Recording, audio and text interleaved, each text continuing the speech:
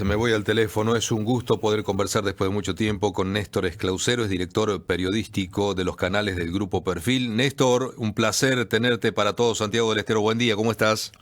Hola Carlos, el placer es mío. Buen día, ¿cómo andan por ahí? Bueno, muy bien, aquí, gracias a Dios. Bueno, preguntarte vos que estás ahí, atento y observando todo lo que sucede, ¿qué estás viendo en la escena de la política nacional? Bueno, obviamente un tiempo preelectoral, pero que tiene a un gobierno que está en parte comenzando a cosechar lo que sembró en estos casi 2 años, ¿no? Ajá. A lo largo de este tiempo lo que hemos visto es que tanto el presidente como sus colaboradores más cercanos, que obviamente no son muchos, siempre, como dicen en política, no han pagado, han traicionado o no le han dado respuesta o le han soltado la mano a muchos de sus cercanos, y eso en algún momento pega la vuelta.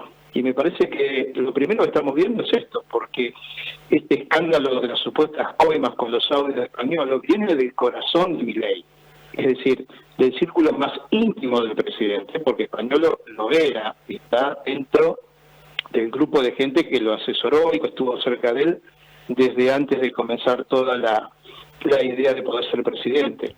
Entonces, el porqué de esto me parece que primero hay que hacer esa lectura, que puede ser quizás el comienzo de algo similar en otras áreas, esto está por verse.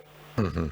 Y lo que también estamos ahora, me parece, comenzando a ver con mayor precisión, y en estas horas algo se va conociendo, es, como se dice habitualmente en la calle, Carlos, si las balas le están entrando al presidente y al gobierno con esto, es decir, si comienza a perder o no apoyo y credibilidad su figura y su administración a partir de estos hechos, o no, más aún pensando en las elecciones, pero por encima de eso también.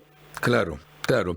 El tema es saber, ¿no? Yo lo planteaba esta mañana temprano como un dilema. ¿En qué medida hay interés social en el tema corrupción, en el ítem corrupción? ¿Le interesa a la gente o es indiferente?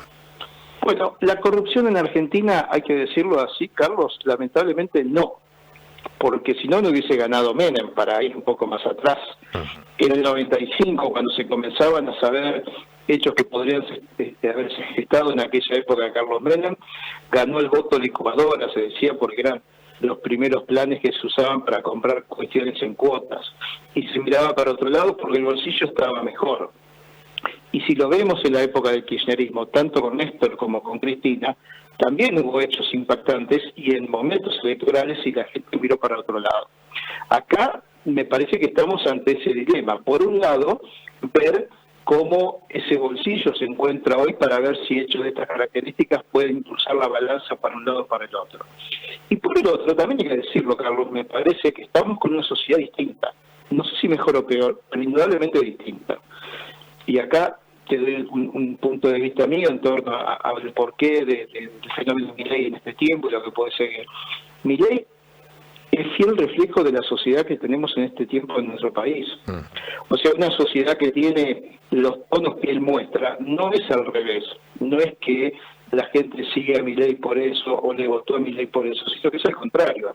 Él me parece que interpretó, junto a su gente en su momento y su forma de ser, lo que estaba pasando en esta sociedad que hoy tenemos en nuestra sociedad un lenguaje más violento, una actitud más violenta, lo vemos en las calles cuando muchas veces se dan peleas o discusiones por cosas mínimas como antes no se daban, o insultos o situaciones más extremas.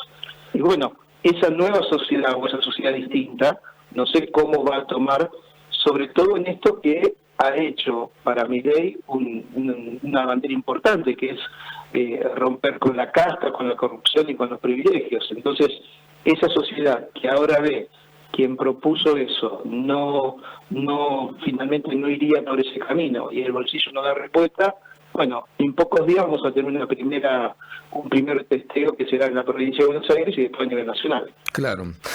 ¿Crees que puede ser determinante el resultado en Buenos Aires para octubre? Mira, desde un comienzo se habló que iban a ser resultados distintos, y hay que entenderlo de esta manera. En septiembre, en la provincia de Buenos Aires, las estructuras partidarias van a mover su gente, sobre todo los intendentes, los diputados, porque se juega su parte, su quintita, su metro cuadrado, porque votan concejales, diputados y senadores provinciales. En octubre se vota a nivel nacional y esa estructura no se pondría en marcha de la misma manera. Por lo tanto, habría menos movilización con respecto a los militantes o a quienes tengan una cercanía con algún sector político. ¿Qué se dice? Bueno, que con ese escenario el peronismo está mejor posicionado para septiembre que para octubre. Ahora, la cuestión de fondo, Carlos, y esto sí ya es a nivel nacional, es la participación. ¿Cuánta gente va a votar? Y acá te hago un paréntesis sobre lo que venimos hablando y agregarte algo que ya las encuestas vienen marcando desde hace un buen tiempo, y es, primero, cualquier situación que complica al gobierno, y ahora lo vamos a ver en estos días con los primeros trabajos de opinión pública, no hacen que alguien capitalice ese descontento. Es decir, no es, si Milei pierde votos, no los pierde a favor de alguien que los capitaliza. Hoy eso no se ve.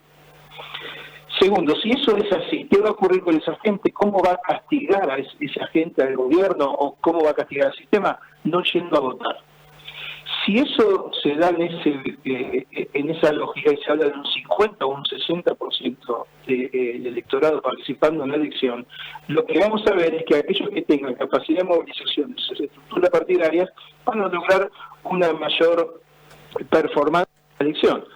Para el concreto, si el peronismo / kirchnerismo tiene entre el 20 y el 30% potencialmente de electorado, ¿no?, de votos, 20, 25, 27, 30, de piso y de techo, en un escenario en donde vote el 50 o el 60% va a tener un porcentaje alto.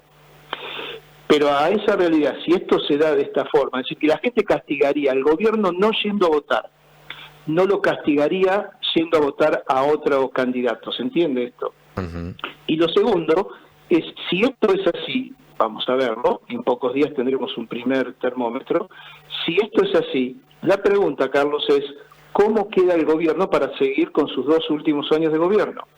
El famoso pacto Rengo, es decir, que a mitad de camino te quedás con menos posibilidades de poder político, ya sea a nivel parlamentario, en donde por bien que le vaya el gobierno parece que no va a lograr la mayoría, según dicen las encuestas hoy, y por otro lado, el famoso tema de los mercados y los sectores del poder, viste que te aparecen y te dicen, bueno, ahora hasta que no veamos si esto sigue o no, si no hay otra figura, siempre están esperando estos famosos mercados, uh-huh, un ok de algo para que inviertan o se avance. Le pasó a Macri también. Macri en el 17 arrasó, entre comillas, tuvo el lunes siguiente a la elección el mapa de la Argentina de amarillo en todo el país, y a las pocas semanas comenzó la decadencia y terminó como terminó. Fíjate si esto se repite con un escenario en donde a Milei no le va tan bien como aquel mapa, que no llegue a ser todo violeta, veremos cómo, me parece que esto es lo que hay que seguir más de cerca, cómo se mantiene el gobierno en los próximos 2 años con sus ideas, sobre todo ya que hasta ahora no ha negociado con nadie y no se ha mostrado proclive a nada, que en la política es lo habitual y común, y ahí será un desafío para su gestión. Bueno, la última que te hago cortita, Néstor. ¿Cómo estás viendo la relación del gobierno con los medios? Me parece que el ecosistema se está reconfigurando, se reconfiguró con los streaming y todas estas nuevas modalidades. Mira, yo creo que la relación del gobierno con los medios es distinta a la que se conocía hasta hace un tiempo atrás, pero sigue siendo, el poder sigue manteniendo vínculos con lo que ahora se conoce como nuevos medios. El gran desafío de este tiempo es saber qué injerencia tienen estos nuevos medios. Es decir, yo sigo considerando, y hasta que alguna evidencia me demuestre lo contrario, que este programa de radio es mucho más importante que cualquier streaming. Que también es cierto, Carlos, el streaming, ¿qué es? Es estar saliendo por YouTube o por alguna red social, cosa que cualquier medio tradicional también hace o puede hacer. Sí. Lo que se está haciendo, en líneas generales, sí, y se está utilizando, es la cultura, y esto hay que verlo también desde lo profesional, del recorte. El consumo del recorte. Bien. ¿Qué es esto? Yo voy a un streaming que no escucha, no ve nadie, en proporción, en cantidad, pero que desde el punto de vista periodístico voy a tener un recorte de 30 segundos, 1 minuto con algo que dije o algo que insulté, que se viraliza y se reproduce en otros medios. Y esa cultura del recorte se utiliza en tantas cosas. Incluso también se está analizando esto para los espectáculos deportivos. La gente quiere el recorte de el resumen de los 3 o 4 goles si es que lo hubo, o alguna expulsión, y si alguien dijo alguna barbaridad o insultó y se hace conocido por eso. Ahora, en líneas generales y en la masividad tenés una fragmentación. Obviamente que muchos escuchan varias cosas y no hay un medio directo, pero los medios tradicionales siguen estando. Lo que también cambió es esta cultura, insisto, del recorte, de poner amigos en medio de estos que están financiados también con mucho dinero, porque la plata finalmente de una u otra manera está, y lo que estamos viendo es que simplemente a los amigos se le da y a los que no son amigos no se le da. Desapareció la formalidad, la llamada pauta oficial nacional, pero la sospecha que ese dinero llamado pauta en cualquier escala se mantiene de otra forma, sigue estando igual. Por lo tanto, el vínculo cambió de collar, pero el perro sigue siendo perro. Sí, señor. Néstor, antes que comience el calor intenso, riguroso aquí en Santiago, llegate por acá, venite. Tengo muchas ganas, estuve hace relativamente poco tiempo, el año pasado, sí, me pasó muy bien, está muy lindo Santiago, la verdad que las últimas veces que fui me sorprendió para bien, y ahí tienen el estadio que está bueno para ver fútbol, así que quizás desde ahí encuentro una buena oportunidad. Bueno, visitanos, cuando gustes, ¿eh? Un abrazo grande y saludo para todos. Dale, un abrazo, que estés muy bien. Muchas gracias. Hasta luego. Néstor Esclausero es el director periodístico de los canales del grupo Perfil. Señores, estamos ante la cultura del recorte, dice Néstor Esclausero. Me gustó ese título, ¿eh? La cultura del recorte. Claro, lo que se hace en los medios tradicionales o en los que tienen los canales de streaming, recortan, se editan, eso se sube a las redes, tiene réplicas. La cultura del recorte también puede ser del retazo, retazos de aire.